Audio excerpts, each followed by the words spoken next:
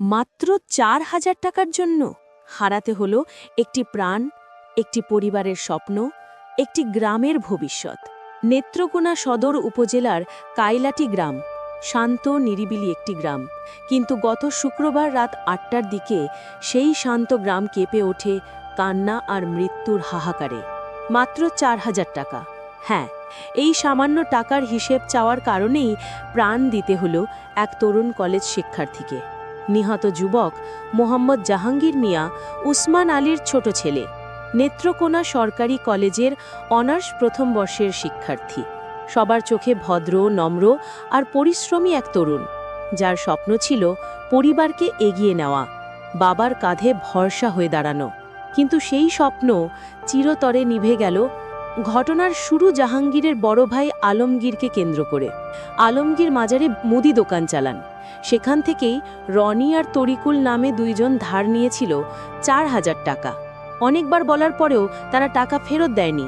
উল্টো আলমগীর টাকা চাইতে গেলে হুমকি দিত। সেই রাতে আবারও টাকা চাইতে গেলে রাগে ফেটে পড়ে তারা।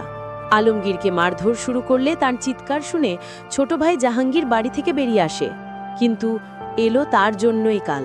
প্রতিপক্ষরা আলমগীরকে ছেড়ে জাহাঙ্গীরের ওপর ঝাঁপিয়ে পড়ে। বাড়ির গেট থেকে টেনে হিঁচড়ে নিয়ে যায় তাকে।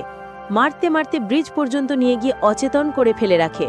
গুরুতর আহত অবস্থায় হাসপাতালে নেওয়া হলেও শেষ পর্যন্ত ময়মনসিংহ মেডিকেল কলেজে চিকিৎসকরা জানান জাহাঙ্গীর আর নেই।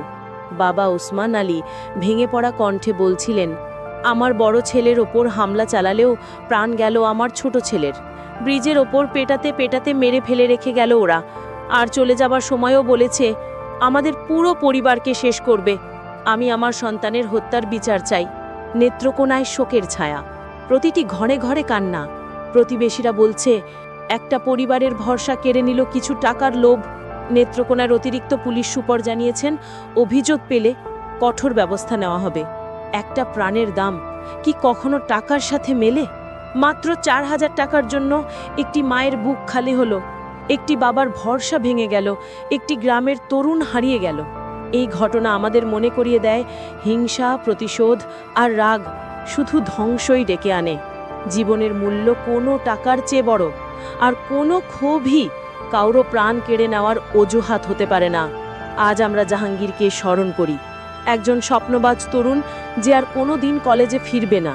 তার আত্মার শান্তি কামনা করি এবং সমাজকে আহ্বান জানাই, মানুষকে মানুষ হিসেবে দেখুন, টাকার অঙ্ক হিসেবে নয়।